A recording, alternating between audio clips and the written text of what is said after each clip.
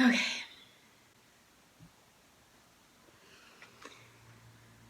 I remember when I heard this story about a woman who had cancer, and she was stuck in the hospital and decided she wasn't going to dwell on the cancer. She was going to dwell on what her life would look like if she were healthy. So she envisioned having a boutique in Chicago, and she posted up pictures of clothes and what she wanted her shop to look like.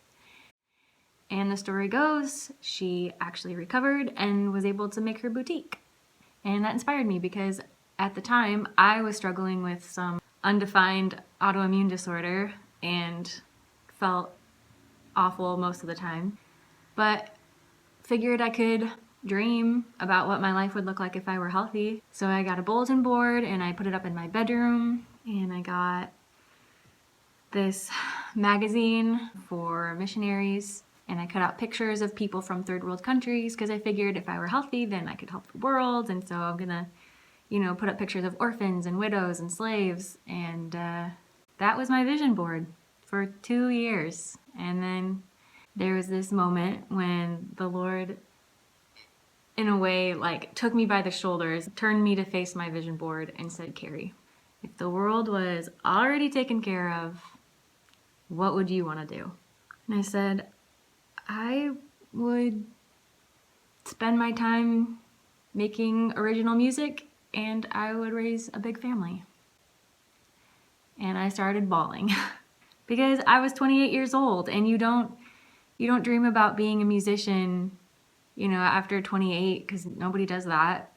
And when you're nearing 30, you don't dream about having a lot of kids, because clearly you don't have forever to do that.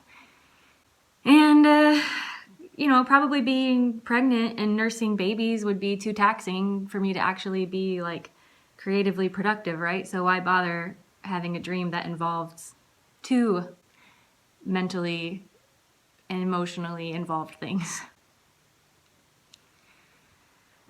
But I figured if that was the dream that made me cry to admit, then that should be on my vision board. So I ended up printing out pictures of families that I look up to and musicians I look up to, and that became my new bulletin board.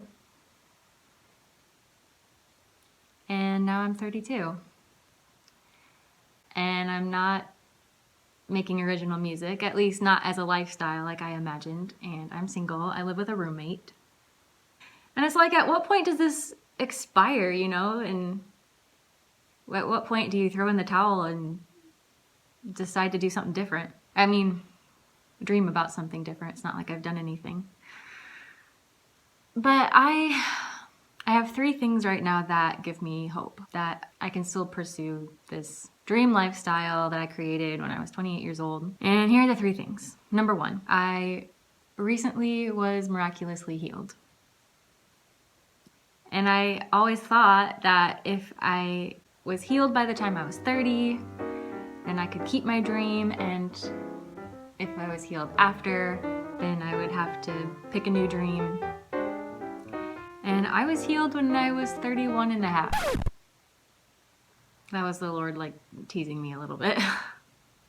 And okay, so number 2, I was named after my grandpa's mom. And if you knew my grandpa, you would have loved him. So clearly he had a great mom. She was 45 when she had him. And then her husband died. And then she raised 8 kids and kept up a farm through the Great Depression.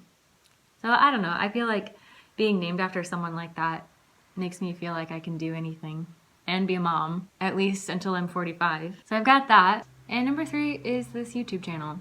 Because if I have a place to document the things that I want and then the struggle to get there,